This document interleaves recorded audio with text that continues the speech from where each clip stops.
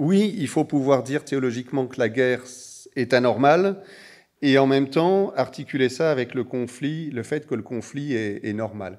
Sur cette question de la normalité du conflit, je pensais tout simplement la situation qu'on a tous connue quand on était à la crèche ou à l'école maternelle, des enfants autour d'une table avec une boîte de stylo feutre qui dessinent. Pour l'instant, tout va bien. Et puis, au bout d'un moment, il y a les 4 enfants qui ont besoin de dessiner le soleil au même moment. Et comme il y a à chaque fois qu'un seul feutre jaune dans la boîte de stylo feutre, il y a un conflit tout à fait naturel qui est là, sans qu'on puisse vraiment l'attribuer à personne. Alors, on pourrait bien sûr dire que les fabricants de stylos feutres devraient mettre à chaque fois 4 stylos jaunes, parce qu'ils savent que le stylo jaune est le plus disputé dans les écoles maternelles, et en plus, la couleur s'use plus vite. Mais bref, on ne peut pas repousser les limites. Bref, d'une manière ou d'une autre, techniquement, il y a toujours des situations où tout à fait spontanément, sans qu'aucun enfant soit en cause, on a tous besoin du même stylo jaune au même moment, tout simplement parce qu'on vit dans un monde aux ressources limitées.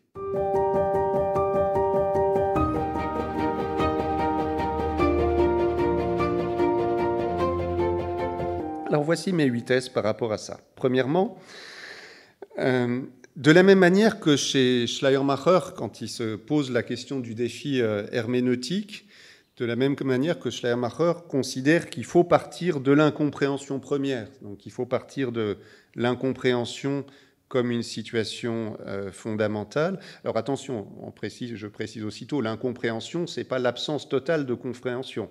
Mais l'incompréhension, c'est le moment où on est sur l'articulation entre quelque chose qu'on comprend, quelque chose qu'on ne comprend pas. Donc la compréhension en conflit avec elle-même, on pourrait dire. De la même manière donc, que Schleiermacher, lorsqu'il engage la question herméneutique par de cette dialectique compréhension-incompréhension, il me semble que de la même manière, quand on se pose la question du défi de la paix, et il y a un lien évidemment entre herméneutique et paix, quand on se pose la question du défi de la paix, il ne faut pas partir d'une absence première de conflictualité, mais il faut partir de cette conflictualité première. Deuxièmement, en termes théologiques, cette conflictualité première, c'est aussi une conflictualité qui engage notre responsabilité. Je disais tout à l'heure avec l'exemple des stylos feutres qu'il y a des situations où a priori personne n'est vraiment responsable de la conflictualité. Mais théologiquement, la responsabilité humaine est plus engagée parce qu'on est dans une situation où tous les conflits qui apparaissent pourraient a priori être aussi des conflits auxquels on a contribué d'une manière ou d'une autre sans le savoir. Je pense tout particulièrement en disant ça aux 95 thèses de Luther, au moment où Luther dénonce les faux prêcheurs de paix qui annoncent la paix alors qu'il n'y a pas de véritable paix. Il me semble, et c'est ma deuxième thèse, que la théologie a pour vocation d'éveiller notre responsabilité humaine concernant les situations de privation de paix, donc autrement dit, éveiller notre responsabilité humaine concernant la manière dont les conflictualités sont aussi des conflictualités qui relèvent de notre péché.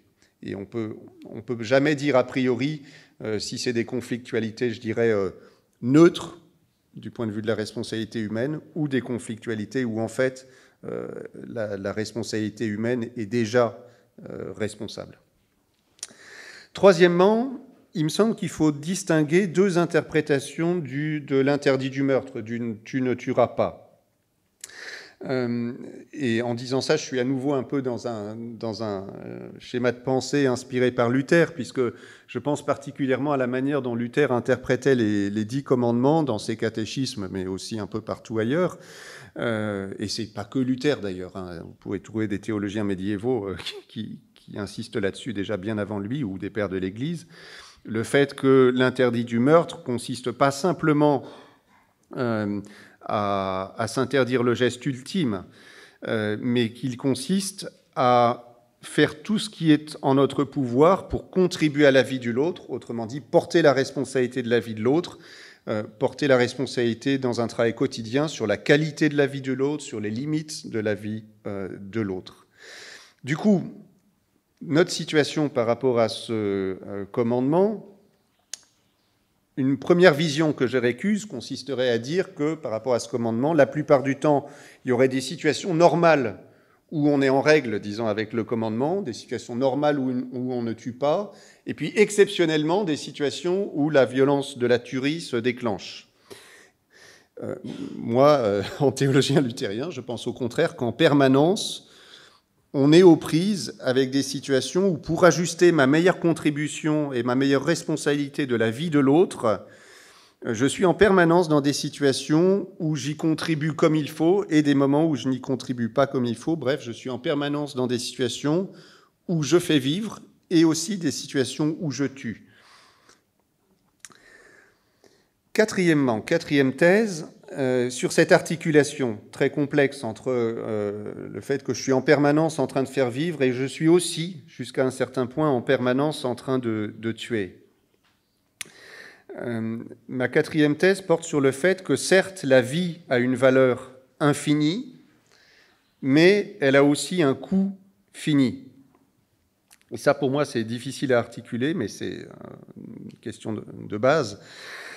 Oui, la vie a une valeur infinie, et on peut développer tout ce qu'il faudrait sur ce sujet-là, mais en même temps, le coût de la vie, dans le sens d'une responsabilité concrète, de donner de la qualité à la vie de l'autre, d'aider l'autre par rapport aux limites de sa vie, tout ça a un coût. Ce qui pose évidemment la question de société. Qu'est-ce qui est équitable dans cette situation limitée ? Est-ce que je dois considérer que j'engage un coût égal pour contribuer à la vie de chaque personne ? Et il me semble que assez facilement, on pourra dire que distribuer à coûts égaux notre effort pour la vie des autres n'est pas le meilleur chemin de l'équité. C'est-à-dire, il me semble que beaucoup d'entre nous seront d'accord pour dire que lorsque quelqu'un est particulièrement malade ou qu'il subit des atteintes particulièrement douloureuses, que ça a du sens de payer pour lui plus que pour les autres. Mais en même temps, en suivant cette même logique, ça pose la question d'un coût disproportionné et d'un coût inéquitable. C'est-à-dire, à quel moment est-ce que c'est juste de faire payer nos sociétés pour contribuer à la vie des autres ? Oui, c'est juste d'introduire une équité dans l'inégalité stricte. Et en même temps, au bout d'un moment, quand on dépense des sommes folles pour donner 3 mois de vie en plus à des centenaires européens ou japonais, sans faire le calcul de savoir à quoi ces mêmes sommes auraient pu servir dans d'autres contextes, au bout d'un moment, on est de l'autre côté de l'équité. Donc cette articulation entre le fait que la vie, sur le principe, a toujours un coût infini, mais le fait qu'en pratique, elle a aussi toujours des coûts qui sont finis et qui sont en concurrence les uns avec les autres, il me semble qu'il faut poser ça au centre du débat. 5e thèse, je voulais faire très rapidement, dans cette situation toujours très conflictuelle, un éloge des conflictualités douces et de leur importance.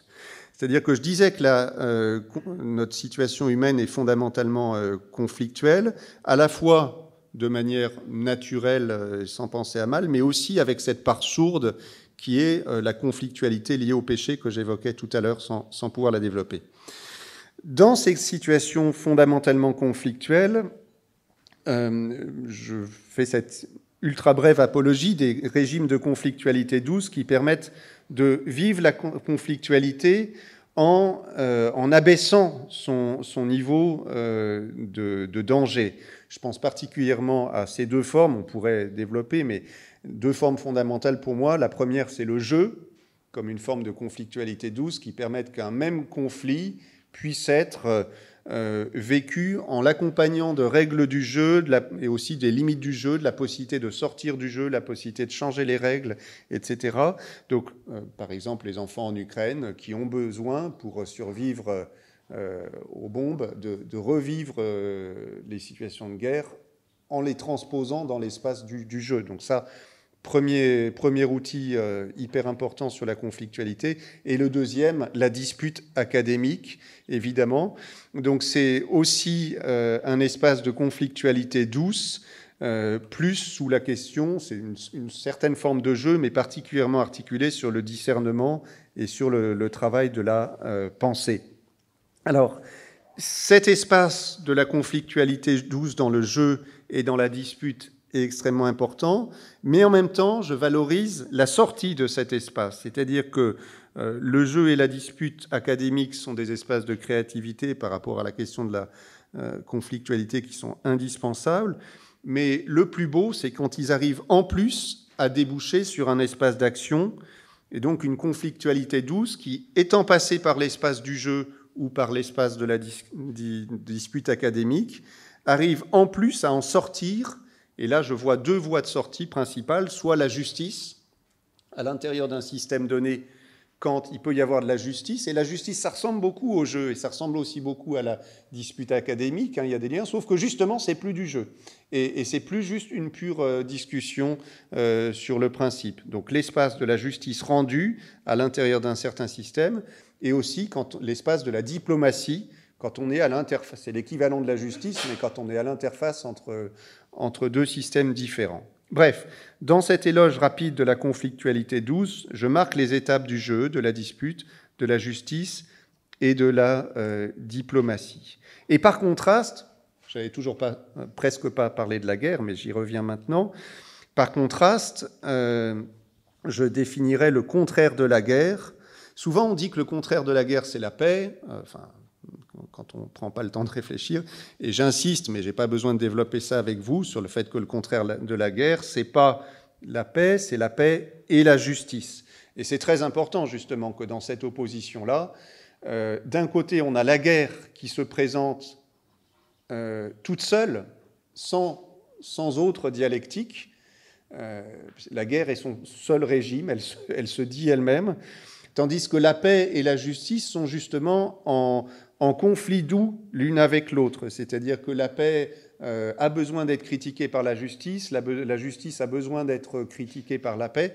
Donc justement, dans cette opposition entre d'un côté la guerre et de l'autre côté paix et justice, on a précisément un espace, enfin l'opposition entre une conflictualité, celle de la guerre, qui repousse dans le non-être tout ce qui n'est pas ce qu'elle est en train de faire ou de dire, et au contraire, paix et justice, une conflictualité qui devient un espace de vie.